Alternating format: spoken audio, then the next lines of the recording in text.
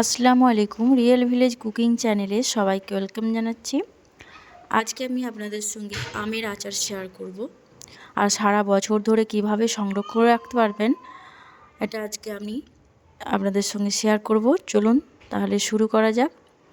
কিভাবে পারফেক্টলি আমের আচার বানাবেন। আজকে মিষ্টি আমের আচার বানাবো, তাহলে চলুন আজকে শুরু করা যাক। এখানে আমি 1 কেজি সাইজের আম নিয়েছি 1 কিলো। আমগুলো ভালো করে ধুয়ে পরিষ্কার করে নিয়েছি। এবার আমি ছালগুলো ছিলে নেব। আপনারা চাকুর সাহায্যেও করে নিতে পারেন। ছালগুলো ছিলে বাদ দিয়ে দেব।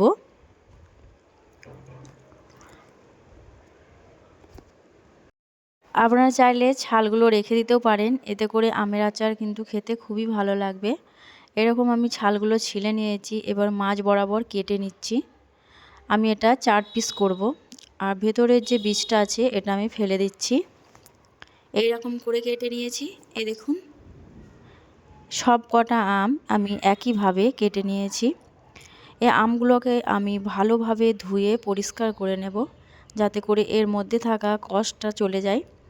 আমি এখানে ভালোভাবে ধুয়ে পরিষ্কার করে নিচ্ছি। ভালো করে হাত দিয়ে চটকে চটকে ধুয়ে নিতে হবে।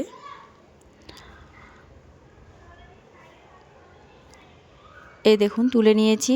এবার আমি একটা কড়াই চাপিয়ে দিলাম। এর মধ্যে দিয়ে দিলাম 1 টেবিল চামচ তেল, সর্ষের তেল দিয়েছি।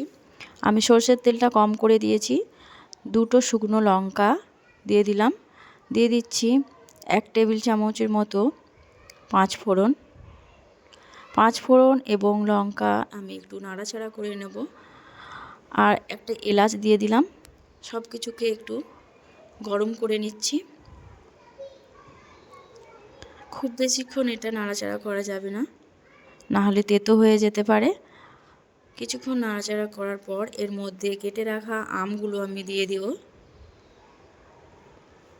দিচ্ছি এখানে লবণটা 1/2 চামচ পরিমাণে দিয়ে দিলাম। দিয়ে একটু নাড়াচাড়া করে ভালোভাবে মিশিয়ে নেব। লবণটা দেওয়ার পর এবার এর মধ্যে একটু নাড়াচাড়া করার পর আমি দিয়ে দেব হলুদের গুঁড়ো। 1/2 চামচ পরিমাণে আমি হলুদের গুঁড়ো দিয়ে দিচ্ছি। হলুদের গুঁড়ো দিলে এর কালারটা ভালোই আসবে। হলুদের গুঁড়ো দিয়ে আমি আবারও মিশিয়ে নেব। একটা তেজপাতা দিয়ে দিলাম। তেজপাতা দিলে এর স্বাদও ভালো আসে। এবার আমি দিয়ে দিচ্ছি চিনি। আমি এখানে 1 কেজি পরিমাণে আম নিয়েছি আর 500 গ্রাম চিনি নিয়েছি।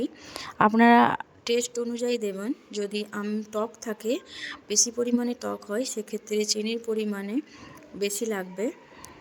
আমি এখানে 500 গ্রাম চিনি নিয়ে দিয়ে দিলাম। আপনারা চাইলে গুড় দিয়েও বানাতে পারেন। চিনি দেওয়ার পর আবারও একটু নাড়াচাড়া করে মিশিয়ে নেব। এবার আমি দিয়ে দিচ্ছি সামান্য জল, যাতে করে চিনিটা গলে যায়। খুব বেশি জল দেওয়া যাবে না।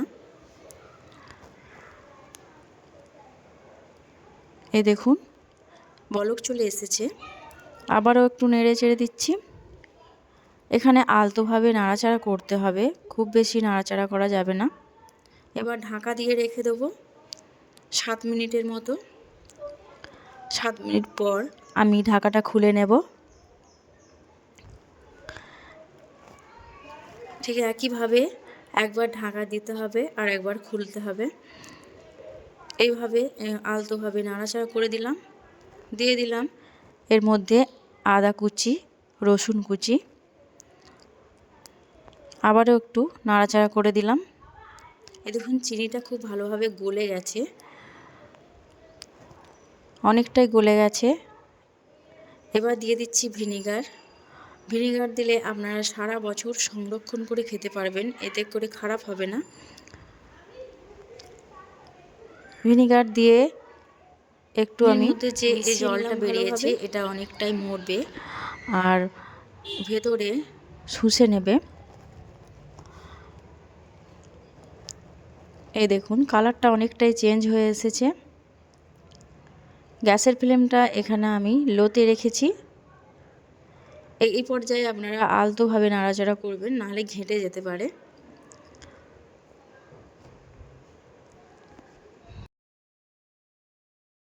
আচারটা এখনও পর্যন্ত হবে, এখনও ঠিকঠাক হয়নি। এবার এলাচ তেজপাতা ওগুলো আমি তুলে নেব।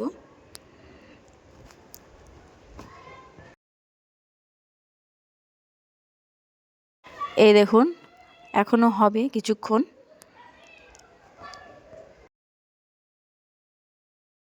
আপনারা বিশ্বাস করুন, এভাবে আপনারা বাড়িতে বানাবেন, খারাপ হবে না আর সারা বছর সংরক্ষণ করে রাখতে পারবেন রোদে দেওয়ার ঝামেলা ছাড়াই। আচারটা প্রায় রেডি হয়ে এসেছে। আমি একটা প্লেটের মধ্যে নিয়ে নিয়েছি আর নামিয়ে ঠান্ডা করে নিয়েছি। এই দেখুন কতটা সুন্দর হয়েছে, দেখতেও লোভনীয়। আপনারা এইভাবে বাড়িতে বানাবেন আর সারা বছর ধরে সংরক্ষণ করে খেতে পারবেন। দেখতেও যেমন সুন্দর, খেতেও খুবই টেস্টি। এই দেখুন কতটা লোভনীয় হয়েছে। আর আমের আচার তো বর্ষাতে বা শীতে সারা বছরই খাওয়া যায়। আমি আমের আচার অনেকটাই বানিয়ে রাখি আর সারা বছর জুড়ে সবাই খায়। তাহলে বন্ধুরা, আমার এই রেসিপি আপনাদের কেমন লাগলো অবশ্যই কমেন্টে জানাবেন। ভালো লাগলে চ্যানেলটা সাবস্ক্রাইব করে পাশে থাকার অনুরোধ রইল। এই দেখুন মুখে দিলে এর স্বাদ অতুলনীয়, একবার খেলে মন ভরবে না। দেখেই বুঝতে পারছেন কতটা লোভনীয় হয়েছে।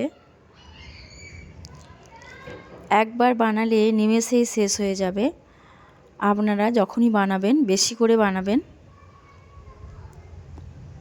কথা না বাড়িয়ে আজকের এই রেসিপি আমি এখানেই শেষ করছি।